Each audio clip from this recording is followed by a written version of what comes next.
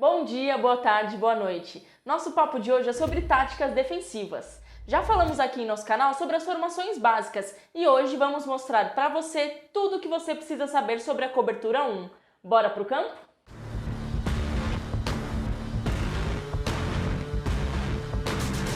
Para começar, vamos retomar o porquê essa cobertura se chama cobertura 1. Os nomes das coberturas geralmente se dão pela quantidade de safeties. E no caso da cobertura de hoje, temos 3 linebackers na primeira linha de marcação, um blitzer e um safety na segunda linha de marcação. Por isso, é cobertura 1, ou ainda cobertura 3-1.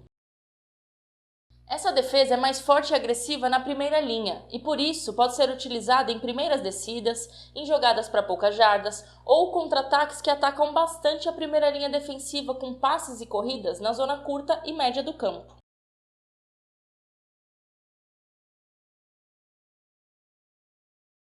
Só lembrando que estamos falando de uma marcação em zona, onde marcamos um espaço e não uma pessoa específica.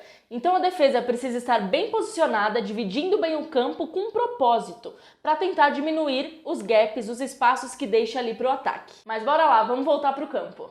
Começando pelos jogadores da primeira linha, do lado onde tem mais recebedoras. Temos o linebacker do lado forte, que se posiciona de 3 a 5 jardas da linha de scrimmage, bem no meio e de frente para os recebedores 1 e 2. O linebacker do lado forte é um atleta que precisa saber jogar tanto na frente como no fundo. Tem uma característica mais forte de atleta de zona curta, com maior agressividade na frente, leituras rápidas, tendo como principal função marcar a zona curta do seu lado do campo. Porém, em alguns momentos nessa formação, ele precisará ir para o fundo. Passando agora para o linebacker do meio, o middle linebacker. Se posiciona de 3 a 5 jardas bem no meio do campo ou um pouco mais para o lado fraco em relação ao ataque. Ele é especialista nas leituras de jogadas curtas e tem como principal função marcar a rota mais curta do ataque e jogadas com possíveis atletas no backfield. E agora vamos passar para o último linebacker da primeira linha, que é o linebacker do lado fraco.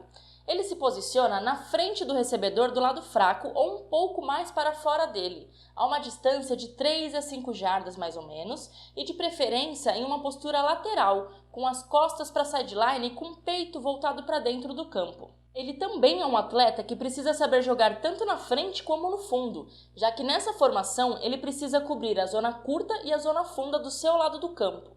O linebacker do lado fraco precisa ter uma maior característica de marcador de fundo. Dessa forma, precisa ser um atleta ágil, pronto para afundar a qualquer momento do jogo.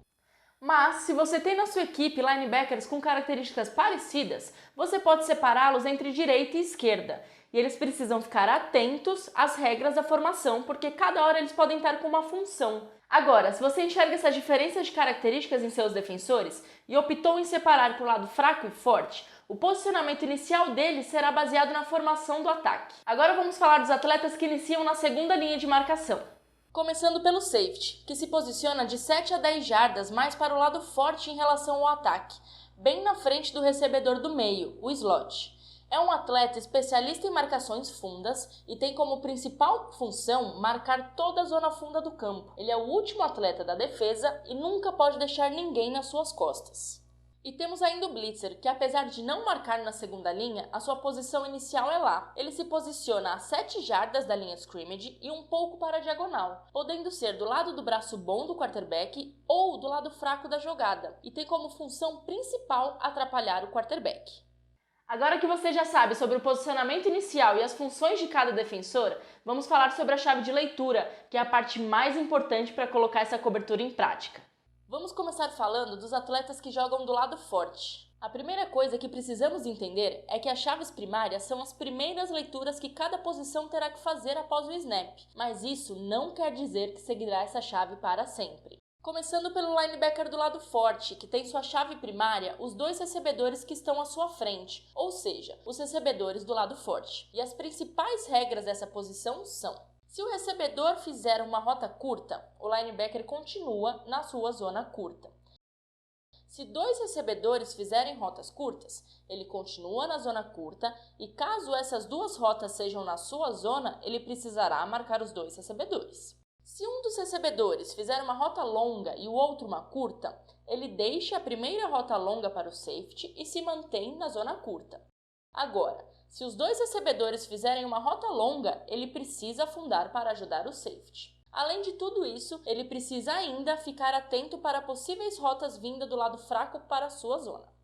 Ainda do lado forte, temos o safety, e a sua chave primária também são os dois recebedores do lado forte. Qualquer um desses recebedores que vier para a sua zona funda será sua responsabilidade. As regras dessa posição são: o primeiro recebedor do lado forte que afundar será sua responsabilidade. Nunca ser batido, ou seja, nunca deixar ninguém nas suas costas. E também ficar atento para possíveis rotas do lado fraco vindo para a sua zona. Mas e se nenhum recebedor fizer uma rota longa? Nesse caso, o safety poderá ajudar nas rotas médias e curtas como última opção, sempre mantendo seu posicionamento um pouco mais profundo do campo em relação aos outros defensores. Vamos agora para o lado fraco do campo. O linebacker do lado fraco tem como chave primária o center e o recebedor do seu lado do campo. Seu posicionamento inicial lateralizado não é à toa. Nessa formação, sugerimos que esse linebacker saia olhando diretamente para center e usando a visão periférica para o recebedor que está bem na sua frente. As regras desse linebacker são: cobrir passes rápidos e curtos na sua frente.